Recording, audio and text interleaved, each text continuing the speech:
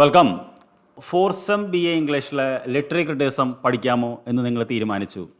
അങ്ങനെ module 2 Philip സിഡ്നിയെ കുറിച്ച് അറിയാൻ നിങ്ങൾക്ക് ആഗ്രഹമുണ്ട് എങ്കിൽ ഈ വീഡിയോ നിങ്ങൾക്ക് വേണ്ടിയിട്ടുള്ളതാണ്. ആരായിരുന്നു ഫിലിപ്പ് സിഡ്നി?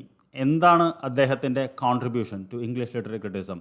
ഇതെല്ലാം പരീക്ഷയ്ക്കും മാത്രമല്ല as a English literature student നമ്മളെല്ലാം അറിഞ്ഞിരിക്കേണ്ടതാണ്.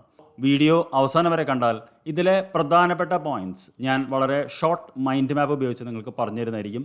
നിങ്ങൾക്ക് ഓർക്കാനും പരീക്ഷയിൽ അത് എലാബറേറ്റ് ആയിട്ട് എഴുതിയാൽ നല്ല മാർക്ക് കിട്ടാനും സാധിക്കും. Before I start, I want to personally thank you for being here with me and learning from me. And if you don't know me, you're for the first time. I am Pradeep Hariharan. I am an assistant professor of English. Let's start the class.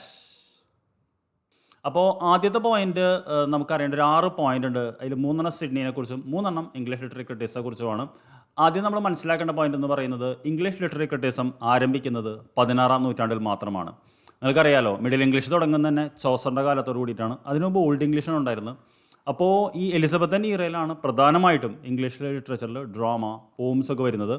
അതുകൊണ്ട് തന്നെ സാഹിത്യ നിരൂപണം എന്ന് പറയുന്ന literary criticism, സാഹിത്യ വിമർശനം അപ്പോഴും ഇല്ല. നമ്മൾ ലിറ്റററി ക്രിറ്റിസിസം എന്നുള്ളത് ഒരിക്കലും നെഗറ്റീവ് ആംഗിൾ എടുക്കരുത്. സാഹിത്യ നിരൂപണം എന്ന് പറയുന്ന ഒരു സങ്കല്പം ആരംഭിക്കുന്നത് 16-ാം നൂറ്റാണ്ടിലാണ്. അപ്പോൾ ദ ഫസ്റ്റ് പോയിന്റ് എന്ന് പറയുന്നത് 16th century mark the rise of formal English literary criticism എന്നുള്ളതാണ്. ഇതിന് പ്രധാനമായിട്ടും 2 കാര്യങ്ങളാണ് ഉണ്ടായിരുന്നത്. അതിലൊന്ന് എന്ന് പറയുന്നത് ഒരുപാട് ട്രാൻസ്ലേഷൻസ് ഇംഗ്ലീഷിലേക്ക് ആ സമയത്ത് വന്നു, തർജ്ജിമകൾ, പ്രത്യേകിച്ച് അരിസ്റ്റോട്ടൽ, ഹൊറേസ് ആൻഡ് ലോഞ്ചിനസ്. അപ്പോഴാണ് ഇംഗ്ലീഷുകാർക്ക് തന്നെ അറിയുന്നത്, ഇങ്ങനൊരു സംസ്കാരം അവിടെ ഉണ്ടായിരുന്നു ഗ്രീസിലും റോമിലും ഒക്കെ ആയിട്ട്, അതായത് സാഹിത്യവും സാഹിത്യ നിരൂപണവും. അപ്പോൾ അവർക്കും ഒരു ഇൻസ്പിറേഷൻ കിട്ടി. മാത്രമല്ല, നിങ്ങൾക്കറിയാലോ, ആ കാലഘട്ടം എന്ന് പറയുന്നത് ഗ്രോത്ത് ഓഫ് ഹ്യൂമാനിസവും പിന്നെ റിനസാൻസുമാണ്. അതായത് ഒരുപാട് സമൃദ്ധി വന്നു, മനുഷ്യന് ഒരുപാട് ലിഷർ ടൈം കിട്ടി. അതുകൊണ്ടാണല്ലോ സാഹിത്യം വളരുന്നത്. അപ്പോൾ തീർച്ചയായിട്ടും സാഹിത്യത്തിൻ്റെ ഒരു ശാഖയായിട്ടുള്ള സാഹിത്യ നിരൂപണവും വളരണം എന്ന് തോന്നി. So the second point we say is that the English literary criticism was influenced by classical critics like Aristotle, Horace and Longinus, and it was also a time of humanism and Renaissance thought in England എന്ന് നമ്മൾ പറയണം. ഇനി അടുത്ത പാരഗ്രാഫിലാണ് we speak about Sidney. അപ്പോൾ what is Sidney's contribution എന്ന് നമുക്കറിയണം. He is regarded as a first English literary critics എന്നുള്ളതാണ്. വൺ ഓഫ് ദ എന്നുള്ള വാക്ക് ഉപയോഗിക്കുന്നുള്ളൂ. അപ്പോൾ ആദ്യത്തെ ഒരു ഇംഗ്ലീഷ് സാഹിത്യ നിരൂപകൻ എന്ന് പറയുകയാണെങ്കിൽ അത് ആദ്യത്തെ എന്ന് പറയുന്ന വൺ ഓഫ് ദ എന്ന് പറയുന്ന അത് ഫിലിപ്പ് സിഡ്നിയാണ്. സെക്കൻഡ് എന്ന് പറയുന്ന അദ്ദേഹത്തിൻ്റെ ഇമ്പോർട്ടൻ്റ് ആയിട്ടുള്ള ലിറ്റററി വർക്ക് ഉണ്ട്. അതിൻ്റെ പേര് the defence of poesy, also known as an apology for poetry, which is regarded as the foundational text in English literary criticism. അപ്പോൾ this point is also very important. We have to say that his apology for poetry is regarded as the foundation stone of English literary criticism. Moreover, it was Sidney who elevated the status and defended poetry against contemporary critics. നിങ്ങൾക്കറിയാമല്ലോ, എല്ലാ കാലത്തും സമൂഹത്തിൽ 2 തരം ആളുകളുണ്ടാവും.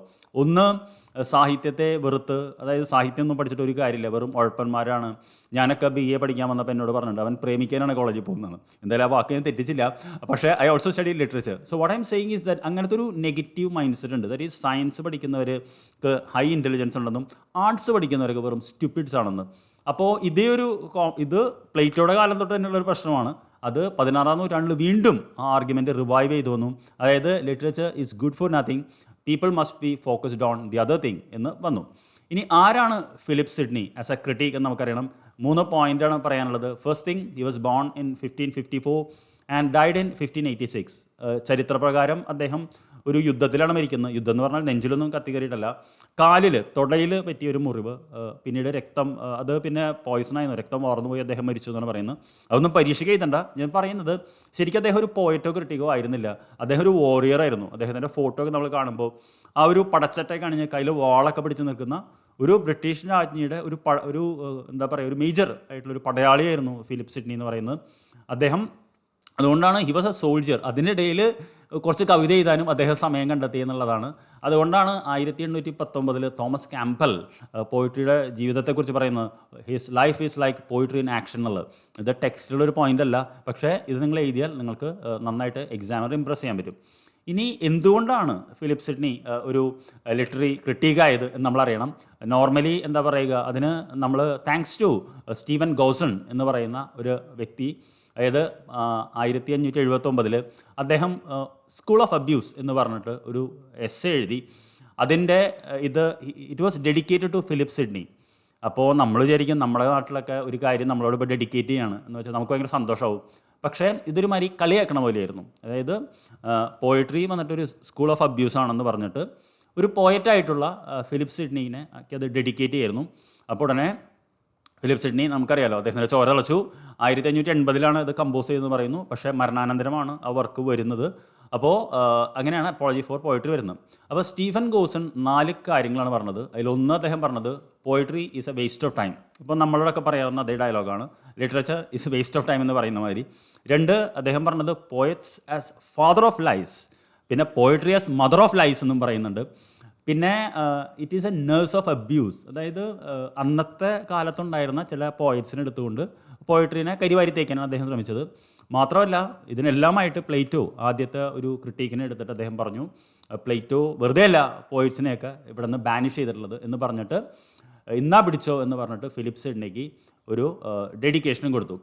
അപ്പോൾ Sydney calm and ക്വയറ്റായിട്ട് പ്രധാനമായിട്ട് അദ്ദേഹം പറയുന്നത് ഞാൻ സമ്മറൈസ് ചെയ്തിട്ടുണ്ട്. 3 കാര്യങ്ങളാണ് അദ്ദേഹം പറഞ്ഞത്. 1 importance of poetry, 2 educational value of poetry, then the moral impact of poetry. ഇത് 3ഉം നിങ്ങളൊരു എസ്സേ ആയിട്ട് വരികയാണെങ്കിൽ ചെറിയ ഘട്ടമായിട്ട് എഴുതണം. അപ്പോൾ നിങ്ങൾക്ക് നന്നായിട്ട് എക്സാമിനറെ ഇംപ്രസ് ചെയ്യാൻ പറ്റും.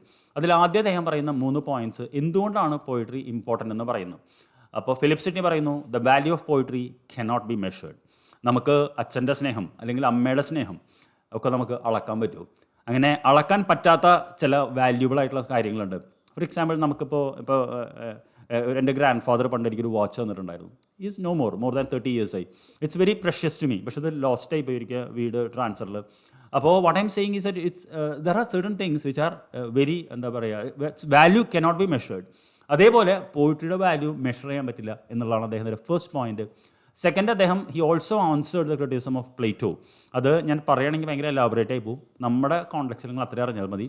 പിന്നെ ഏറ്റവും വലിയ ഇമ്പോർട്ടൻസ് ഓഫ് പോയിട്രി ആയിട്ട് ഫിലിപ്പ് സിഡ്നി കാണുന്നത് poets he called them as the first philosophers. ആദ്യത്തെ തത്വജ്ഞാനികളോ അവർ ഫിലോസഫേഴ്സ് പോയിറ്റ്സ് ആയിരുന്നു.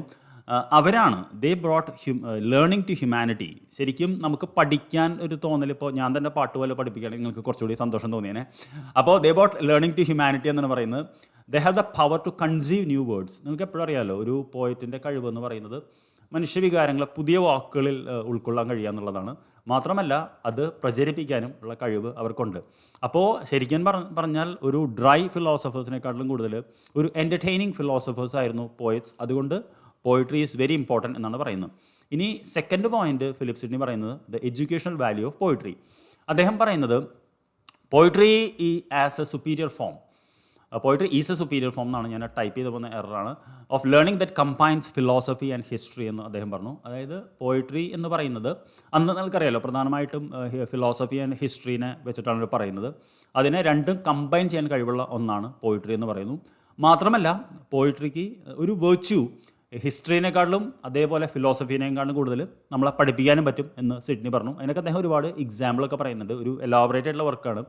അപ്പോൾ നമുക്ക് ഒരാളിപ്പോൾ നേരിട്ട് ഉദ്ദേശിക്കുന്നതിനേക്കാളും ഭേദം ഒരു കഥയിലൂടെ നമ്മളോട് പറഞ്ഞു തരുമ്പോൾ അല്ലെങ്കിൽ ഒരു പാട്ടിലൂടെ പറഞ്ഞു തരുമ്പോൾ നമുക്കത് കുറച്ചുകൂടി മനസ്സിൽ തങ്ങി നിൽക്കും than teaching in a dry manner എന്ന് പറഞ്ഞു.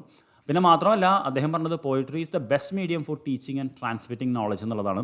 അതിന് കാരണം എന്ന് വെച്ചാൽ നിങ്ങൾക്കറിയാമല്ലോ, എഴുത്ത് കണ്ടുപിടിക്കുന്നതിനേക്കാളും മുമ്പ് ഓറൽ ട്രഡീഷനിലായിരുന്നു നോളജ് ട്രാൻസ്ഫർ ചെയ്ത് തന്നിട്ടുള്ളത്. ഇപ്പം നമ്മുടെ ആണെങ്കിലും എപ്പിക്സും എല്ലാ എപ്പിക്സും നിങ്ങൾക്കറിയാമല്ലോ ഓറൽ ട്രഡീഷനിൽ വരാൻ കാര്യം അത് പോയിട്രി ഫോമിലുള്ളത് കൊണ്ടാണ്.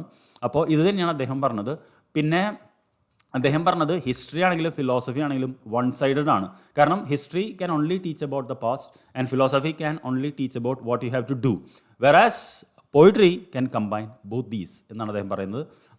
ഇതാണ് 5 പോയിൻറ്റ്സ് എന്ന് പറയുന്നത്. ഒരു പോയിന്റ് ഞാൻ പറയാൻ വിട്ടുപോയി, അത് 4th വണ്ണാണ്. അത് ഇമ്പോർട്ടൻറ്റ് പോയിൻ്റാണ്. He called poetry as the mother of knowledge എന്ന് പറഞ്ഞു. നിങ്ങൾക്കറിയാലോ പോയിട്രീനെ മദർ ഓഫ് ലൈസ് എന്നും പോയിറ്റ്സിനെ ഫാദർ ഓഫ് ലൈസ് എന്നും വിളിക്കുന്ന സ്റ്റീഫൻ ഗോസോട് പറയുന്നു, അങ്ങനെയല്ല മകനെ, പോയിട്രി എന്ന് പറയുന്നത് മദർ ഓഫ് നോളജാണ്, മദർ ഓഫ് ലൈസ് അല്ല. ഇത് പണ്ടത്തെ ഒരു CBIയിൽ ജഗതി പറയുന്ന ഡയലോഗാണ് എനിക്കിപ്പോൾ ഓർമ്മ വരുന്നത്. CBI എന്ന് പറഞ്ഞാൽ സെൻട്രൽ ബ്യൂറോ ഓഫ് ഇഡിയറ്റ്സ് എന്നല്ല സർ എന്ന് പറയുന്ന പോലെ, സെൻട്രൽ ബ്യൂറോ ഓഫ് ഇൻവെസ്റ്റിഗേഷൻ എന്ന് പറയുന്ന പോലെ poetry is the mother of knowledge, it is not mother of lies എന്ന് പറഞ്ഞിട്ടാണ് സിഡ്നി കോട്ട് ചെയ്യുന്നത്. പിന്നെ മോറൽ ഇമ്പാക്റ്റ്, പോയിട്രി എപ്പോഴും ഇമ്മോറലാണെന്നും ആളുകളെ വഴിതെറ്റിക്കുമെന്നാണ് പ്ലേറ്റോ പറഞ്ഞത്. അപ്പോൾ സിഡ്നി പറയുന്നു പോയിട്രിക്ക് ഒരു മനുഷ്യനെ ഇൻസ്പയർ ചെയ്യാനും ഇൻസ്റ്റിൽ ചെയ്യാനും കഴിവുണ്ട് എന്ന്. ഫോർ എക്സാമ്പിൾ ഇപ്പോൾ നമ്മുടെ ദേശീയ ഗാനം കേൾക്കുമ്പോൾ നമുക്കൊരു എന്താ പറയുക, നമ്മുടെ ഉള്ളിൽ ഇത് വരുന്ന മാതിരി ഒരു പോമാണല്ലോ. അപ്പോൾ അതേപോലെ തന്നെ നമുക്ക് ചില പാട്ടുകൾ, ഇപ്പോൾ മോട്ടിവേഷണൽ സോങ്സ് ഒക്കെ ഞാൻ ഡൗൺ ആയിരിക്കുമ്പോൾ കേൾക്കാറുണ്ട്. അപ്പോൾ what I am saying is that similarly poetry can really inspire and instil a person. നിങ്ങൾ പറയുന്ന പോലെയൊന്നും അല്ല എന്നാണ് പറയുന്നത്. മാത്രമല്ല he said that poets are the makers who create idealised version of reality that can guide moral behaviour. അതായത് നമ്മുടെ ഇതിൽ ഇല്ലാത്ത ഒരു എന്താ പറയുക ഐഡിയൽ ആയിട്ടുള്ള ഒരു ഇത് ക്രിയേറ്റ് ചെയ്യാൻ പോയിറ്റ്സിന് മാത്രമേ പറ്റുള്ളൂ. അപ്പോൾ നമ്മളൊരു ഇതിലേക്ക് എത്തിക്കുക എന്ന് പറയുന്ന ഒരു സങ്കല്പം ഉണ്ടല്ലോ, അതിനെ പറ്റുള്ളൂ എന്ന് അദ്ദേഹം പറഞ്ഞു. പിന്നെ മാത്രമല്ല അദ്ദേഹം പറഞ്ഞത് പോയിട്രീനെ ഇന്ന് കാണുന്ന എന്താ പറയുക ലോക്കൽ പോയിറ്റ്സിനെ വെച്ചിട്ടല്ല ജഡ്ജ് ചെയ്യേണ്ടത്. It must be combined as a highest form of literature like plays, verse, philosophy, even the Bible. നിങ്ങൾക്ക് തന്നെ അറിയാലോ ബൈബിളിലെ കുറേ ഭാഗങ്ങളൊക്കെ വേഴ്സിലാണ് വരുന്നത്. അപ്പോൾ അന്നത്തെ അല്ലെങ്കിൽ ഇന്ന് കാണുന്ന ഒരു ഇതിൽ വെച്ചിട്ടല്ല ജഡ്ജ് ചെയ്യേണ്ടത്. Basically poetry should be judged based on the best എന്ന്. ഈ 3 കാര്യങ്ങളാണ് അദ്ദേഹം പറയുന്നത്. ഇനി ഇത് എഴുതിയാൽ തന്നെ നിങ്ങൾക്ക് നല്ല മാർക്ക് കിട്ടും. പക്ഷേ ഈ പോയിട്രിയിലുള്ള ഒരു ഫിക്ഷണൽ ഇതിനെ കൂടി ആളുകൾ വെല്ലുവിളിച്ചപ്പോൾ അതിനെക്കുറിച്ച് അദ്ദേഹം ചില കാര്യങ്ങൾ പറഞ്ഞിട്ടുണ്ട്. ഇത് അഡ്വാൻസ്ഡ് സ്റ്റുഡൻസിന് വേണ്ടിയിട്ടാണ്. അതായത് ഒരു A+ ഒക്കെ വാങ്ങുന്ന ഉറപ്പുള്ളവർ മാത്രം ഈ ഭാഗം നോക്കിയാൽ മതി, അല്ലെങ്കിൽ നിങ്ങൾക്ക് നേരെ കൺക്ലൂഷനിലേക്ക് പോയിട്ട് നോക്കാം. അപ്പോൾ ഇതിൽ സിഡ്നി പറയുന്ന കാര്യങ്ങൾ ഇതൊക്കെയാണ്. അതായത് പോയിട്രിയിൽ ഫിക്ഷൻ വേണം. കാരണം ഫിക്ഷൻ ഉണ്ടെങ്കിൽ മാത്രമേ ഇമാജിനേഷനെ കൂട്ടാൻ പറ്റുള്ളൂ. എന്നാൽ മാത്രമേ നമുക്കൊരു ഐഡിയലൈസ്ഡ് ട്രൂത്തിനെ പറഞ്ഞു തരാൻ പറ്റുള്ളൂ എന്നാണ് പറയുന്നത്. സെൻറ്റൻസസ് ആർ ലെങ്തി, അതുകൊണ്ടാണ് ഞാൻ മലയാളത്തിൽ എക്സ്പ്ലെയിൻ ചെയ്യുന്നത്. പിന്നെ നമ്മൾ ഫിക്ഷൻ എന്ന് പറയുന്നു, അതായത് പോയിട്രിയിലെ ഇമിറ്റേഷൻ എന്ന് പറയുന്നത് it is not about lying, നുണയല്ല പറയുന്നത്. It is about crafting meaningful representation. ഇപ്പോൾ നമുക്ക് ഇപ്പോൾ ഫോർ എക്സാമ്പിൾ ഒരു വില്ലനെ ഒരു പോയിട്രിയിൽ കാണിക്കണമെങ്കിൽ അങ്ങനെ ആകരുത് എന്നാണ് പോയിട്രി നമ്മളോട് പറയുന്നത്. കാരണം അങ്ങനെ ആയാൽ നമ്മൾ അതേപോലെ ആയിത്തീരും എന്നാണ് പറയുന്നത്, അല്ലാതെ അതുപോലെ ആവണം എന്നല്ല പറയുന്നത്. അപ്പോൾ അതിലൂടെ ഐഡിയലൈസ്ഡ് ആയിട്ടുള്ള ക്യാരക്ടേഴ്സ്, അത് വില്ലനാണെങ്കിലും ശരി നല്ല ആളാണെങ്കിലും ശരി, പ്രസൻറ്റ് ചെയ്യുമ്പോൾ നമ്മളോട് അങ്ങനെ ആകാനായിട്ട് നമ്മൾ ആസ്പയർ ആണ് ചെയ്യുന്നത്.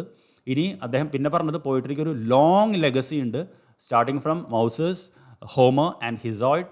മാത്രമല്ല പോയിട്രീനെ അദ്ദേഹം മദർ എർത്തുമായിട്ട് കമ്പയർ ചെയ്തതിലൂടെ ആദ്യമായിട്ട് മദർ ടങ് എന്ന് പറഞ്ഞാൽ നിങ്ങൾക്കറിയാലോ, ഒരു നാട്ടിൽ നിന്നും വരുന്ന അവിടുത്തെ ഒരു ഭാഷ എന്ന സങ്കല്പവും അദ്ദേഹം കൊണ്ടുവന്നു. മോറോവർ അദ്ദേഹം പറയുന്നത് ഈ പോയിട്രിയിൽ വരുന്ന ഫിക്ഷൻ എന്ന് പറയുന്നത് അത് ഐഡിയലൈസ്ഡ് ആയിട്ടുള്ള വേൾഡുകൾ, അതായത് നമുക്ക് എത്താൻ ആഗ്രഹിക്കുന്ന ഒരു ലോകത്തേക്കാണ് നമ്മൾ പറയുന്നത്. അതുകൊണ്ട് fiction and poetry is really good, it is nothing to worry about. അത് കാലാകാലങ്ങളായിട്ട് ഗ്രേറ്റ് ആയിട്ടുള്ള ആളുകൾ ഉപയോഗിച്ചിട്ടുണ്ട്, അത് ആളുകളുടെ നന്മയ്ക്ക് വേണ്ടിയിട്ടാണെന്നാണ് സിഡ്നി പറയുന്നത്. ഇനി നമുക്ക് ഇത് സമ്മപ്പ് ചെയ്യാനായിട്ട് 3 പോയിന്റ് പറയാം. അപ്പോൾ ഫിലിപ്പ് സിഡ്നിയുടെ ഡിഫൻസ് ഓഫ് പോയിസി എന്ന് പറയുന്നത് it's A seminal work in English literary criticism defending the value and importance of poetry against it's critics. അതായത് പോയിട്രിയുടെ വാല്യൂവും അതിൻ്റെ ഇമ്പോർട്ടൻസും ഇതാക്കാനായിട്ടുള്ള വന്നുള്ള ആദ്യത്തെ ഡിഫൻസ് ഓഫ് പോയിസി എന്ന് പറയുന്നത് ഒരു സെമിനൽ വർക്കാണ്.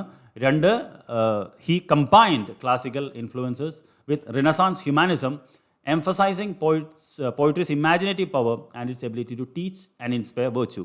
അതായത് പോയിട്രിയുടെ ഇമാജിനേറ്റീവ് പവർ കൊണ്ടാണ് അതിന് നമ്മളെ പഠിപ്പിക്കാൻ കഴിയുന്നത് എന്ന് പറയുന്നത്, അതേസമയം നമ്മളെ ഇൻസ്പയർ ചെയ്യാനും കഴിയുന്നതെന്ന് പറയുന്നത്.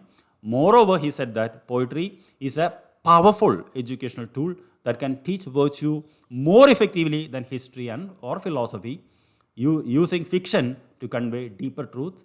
And poets are visionary creators who can depict idealised realities. അതായത് നിങ്ങൾക്ക് മനസ്സിലായിട്ടുണ്ടാവും, അതായത് ചരിത്രത്തെക്കാളും ഫിലോസഫിനേക്കാളും കൂടുതൽ പഠിപ്പിക്കാനുള്ള ഒരു എഡ്യൂക്കേഷണൽ ടൂള് പോയിട്രിയാണ്. അത് ഫിക്ഷൻ എന്ന് പറയുന്നത് ഉപയോഗിച്ചുകൊണ്ട് ആഴത്തിലുള്ള സത്യങ്ങളാണ് വിളിച്ച് പറയുന്നത്.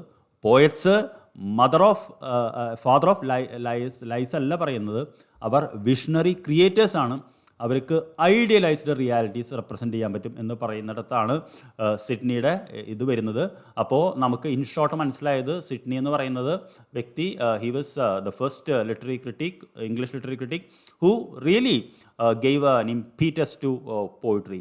അതുകൊണ്ടാണ് ഫിലിപ്പ് സിഡ്നി നമ്മൾ പഠിക്കുന്നതും അദ്ദേഹം ഇന്നും റെലവൻ്റ് ആവുന്നതും. I hope the video was useful to you. If it was useful, please do like and subscribe to my channel. And I will see you in another video. Until then, this is your teacher Pradeep Hariharan signing off.